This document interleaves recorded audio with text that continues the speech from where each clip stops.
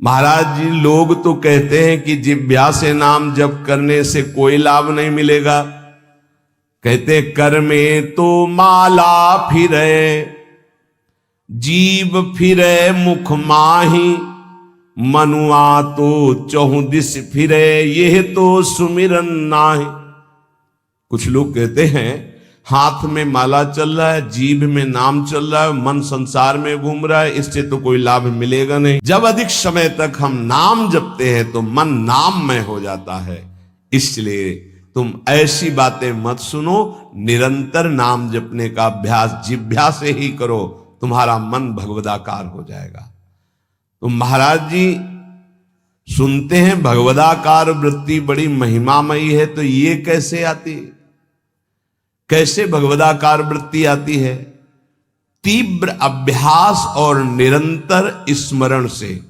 जब क्षण क्षण में वृत्ति हमारी भोगों की तरफ जाती है, उस वृत्ति को हटाकर हम नाम में लगाते हैं तो नामाकार वृत्ति, एक एक वृत्ति जब नाम में लगने लगती, नामाकार वृत्ति प्रभु के रूप में लगने लगती तो भगवदाकार वृत्ति, तत्व चिंतन में लगती है तो ब्रह्माकार वृत्ति। इसलिए विशेष प्रयत्नशील उपासक वृत्तियों को भगवदाकार कर लेता है। प्रयत्नशील, बार बार मन संसार में जा रहा है, उसे हटाकर नाम में लगाते हैं, बार बार नाम में लगाते हैं, धीरे धीरे वृत्तियां नाम में हो जाती है। जब स्वतः एक एक वृत्ति नाम में हो जाती है तो भगवदाकार, मंत्राकार, नामाकार, ब्रह्माकार ऐसे शब्दों से कहा जाता है। ये केवल बातें बनाने से नहीं होता, पुरुषार्थ, तुम्हें भगवत कृपा से सामर्थ्य मिली है ऐसी। उपासक प्रधानता कृपा की मानता है, अपने पुरुषार्थ की नहीं। पूरा प्रयास करके भगवदाकार वृत्ति का, और फिर उसमें देखता है कि बड़ी कृपा है, ये जो पुरुषार्थ हो रहा है ये गुरु कृपा से हो रहा है, ये भगवत कृपा से हो रहा है।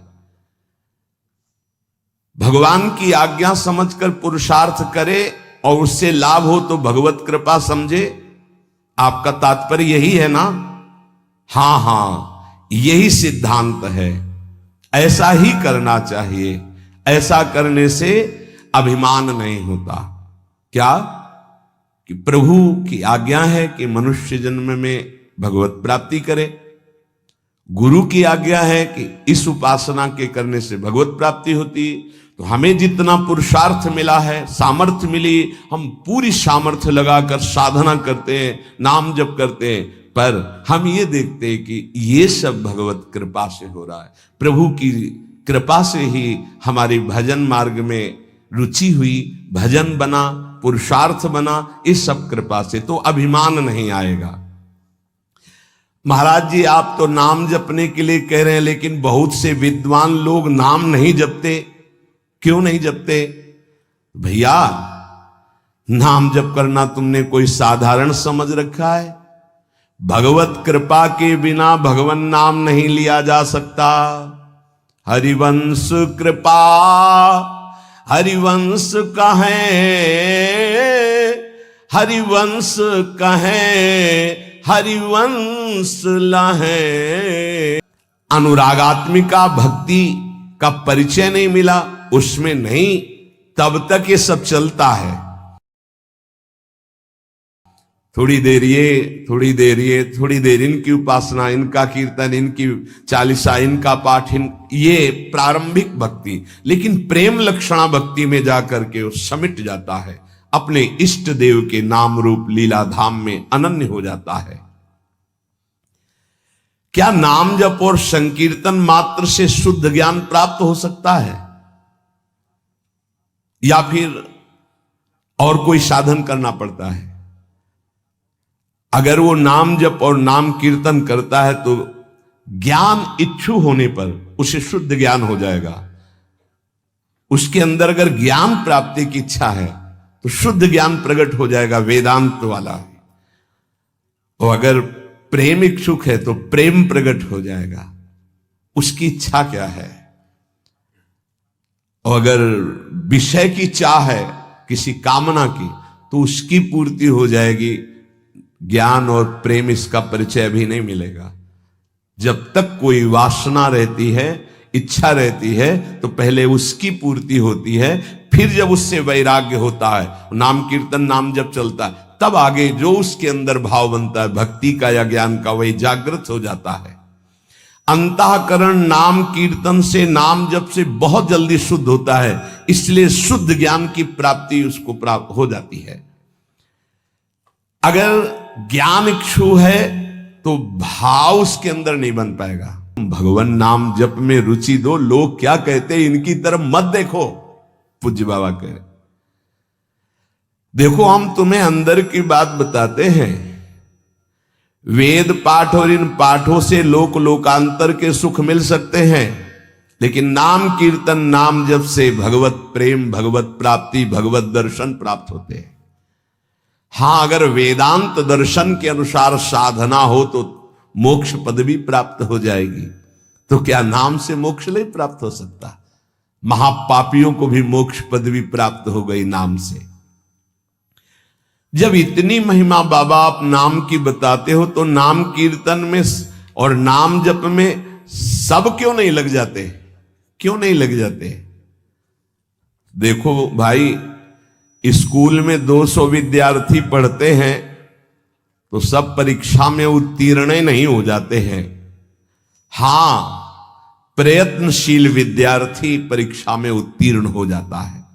इसी प्रकार साधन मार्ग में सब भगवत प्रेमी थोड़ी हो जाते हैं। हां, प्रयत्नशील, पुरुषार्थशील, ये आलसी, प्रमादी, कायरता, ये भजन मार्ग में सिद्ध थोड़ी होते हैं। ऐसे आलस में पड़े हैं, प्रमाद जो नहीं करना चाहिए वो कर रहे हैं, कायरता की द्वंद्वों को सहने से डरते हैं, नहीं, ये सूरवीरों का मार्ग है। बार बार जब नाम जप किया जाता है तो कोई भी निष्ठा हो सब जागृत हो जाती है।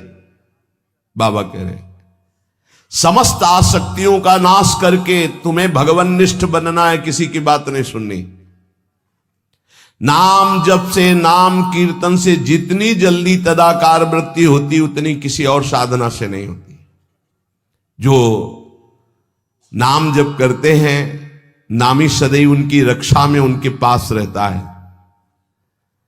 इसलिए तुम अपनी धारणा बनाओ, दूसरों की बातें मत सुनो। तुम जैसी जैसी धारणा पुष्ट करते जाओगे वैसा तुम्हें अनुभव होता जाएगा। तो नाम जापक को क्या सावधानी रखनी चाहिए जिससे उसका नाम सिद्ध हो जाए? बड़ा सुंदर प्रश्न उत्तर प्रश्न करता पूज्य श्री स्वामी अखंडानंद सरस्वती जी महाराज, उत्तर देने वाले ब्रह्मबोध संपन्न पूज्य बाबा उड़िया बाबा जी महाराज। तो क्या सावधानी रखे, क्या त्याग रखे जिससे नाम जापक सिद्ध हो जाए? सिद्ध नाम जापक रोम रोम रग रग नामाकार वृत्ति। पहले तो असंबद्ध प्रलाप छोड़े, असंबद्ध बेमतलब की बातें। नाम जापक को पहले वाणी को संभालना, क्योंकि इसी से नाम जप होता है। बेमतलब की, ठीक बहुत गंभीर, शत भरे, मृदु भरे, भगवत भाव भरे वचन बोलो, नहीं तो अब आपने समझ लिया होगा कि अब तक आपने अपने जीवन के रजिस्टर में क्या लिखवाया है। अतः जो लिखवाया है वही मिलेगा। पूज्य गुरुदेव जी की अमृतवाणी का यही सार है। जय श्री राधे कृष्ण।